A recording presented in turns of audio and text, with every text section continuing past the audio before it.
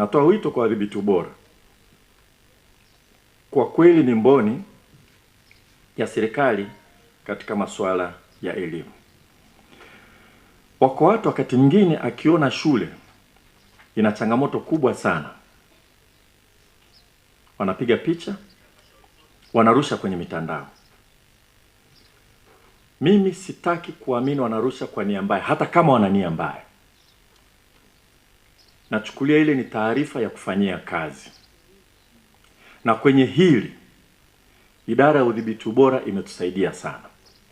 Haijapata kutokea nikaona picha au klipu yoyote kwenye mtandao wa changamoto ya shule ambayo nilivyomuuliza Simbeye ndani ya masaa 24 hajanijibu na kuniambia ni shule gani, na sisi kumpigia mkurugenzi moja kwa moja kwamba inakuwaje. Sasa sisi tunahitaji wadhibiti ubora wao ndio mstari wa mbele kuibua hizo changamoto na kuzipeleka kwenye mamlaka ya halmashauri. Shule yenye changamoto ya choo, choo kimoja kinatumiwa na wanafunzi na walimu. Kukiwa na shule kama hiyo, manake ni mkurugenzi na madiwani wanagawa fedha katika maeneo mengine, wanazembea kwenye kitu muhimu sana kwa kuona sio kipaumbele. Nchi hii haijafika huko. Ni uzembe. Ni uzembe.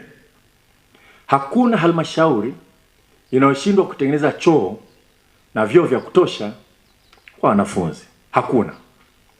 Labda kama kipato chake ni sifuri.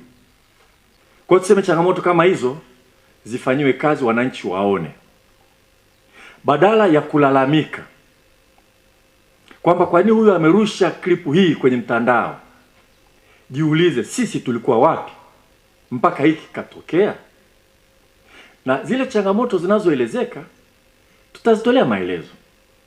Na unafahamu Simbeye kuna ndugu zetu wahamaji wanahamia mahali hawajakata miezi minne, wanajenga shule ya makuti haraka haraka. Sasa klipu kama ile ikija na wewe ulinionyesha, tunajua hii tena ni mwaka juzi.